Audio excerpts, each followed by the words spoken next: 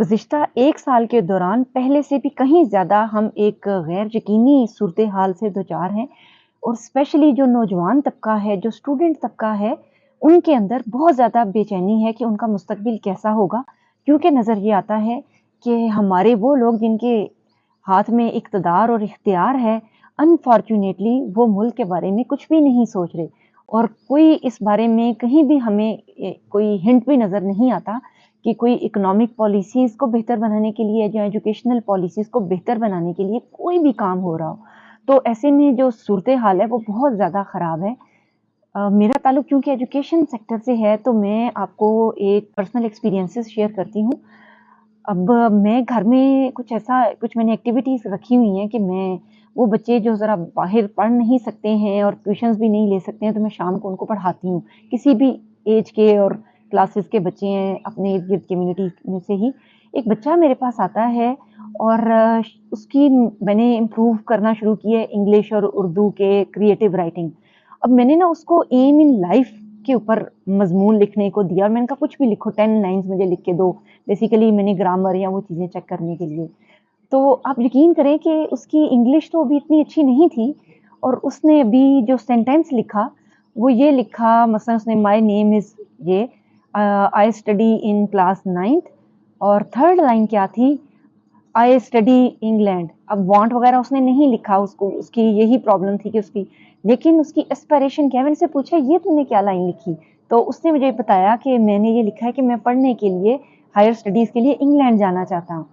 तो मैं थोड़ी देर के लिए अपने दिल में लरज़ के रह गई हूँ कि हमारे मुल्क का एक वो बच्चा जो एक बिल्कुल लोअर तबके से बिलॉन्ग करता होगा, एक खाकरोब के बच्चे से लेकर एक 22वें ग्रेड के अफ़सर तक के बच्चे के अंदर जो रूट्स और एलजीएस और बीकन हाउस में पढ़ता है, उस बच्चे की भी यही एस्पिरेशन है और बिल्कुल ग्रामर स्कूल से लेकर एक छोटे स्कूलों में पढ़ने वाले बच्चों तक सोच ये है कि मैं किसी तरीके से इस मुल्क से एग्ज़िट कर सकूँ ना, मैं इस मुल्क से निकल सकूँ।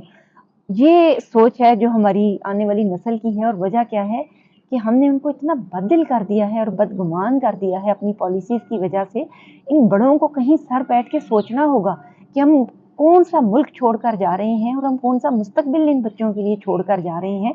आपने तो अब जो कोई भी हैं, आप पॉलिटिकल लीडर हैं, आप मिलिट्री लीडर हैं और आप जैसी भी ज़िद पर अड़े हुए हैं और आपने लोगों को सरेंडर कराना है, नीचा दिखाना है, आपकी नीचा दिखाने की जो ईगो है और इस टाइम ये मेरे ऊपर हेलीकॉप्टर उड़ रहे हैं, मैं भी मिलिट्री एरिया में रहती हूँ अनफॉर्च्यूनेटली।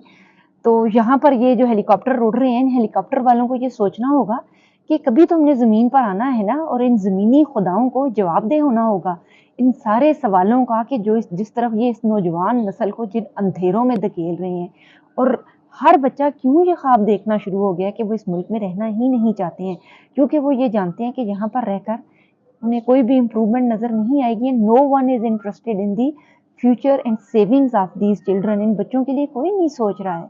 तो कौन सोचेगा इन बच्चों के लिए जब मैं और आप नहीं सोचेंगे। तो ये आप सबसे इल्तमास भी है और गुज़ारिश भी है कि कहीं खुदारा ऐसी पॉलिसीज़ मुरतब करें, ऐसी चीज़ें सामने आएँ जिससे हमें पता चले कि आप वाक़ई मुल्क के खैर-ख्वाह बेशक आप लाठी चार्ज करें, आप इन बच्चों को जेलों में डालें, आप इनके गले काटें, लेकिन इन्हें ये तो पता हो कि आप कहीं इनके खैर-ख्वाह हैं।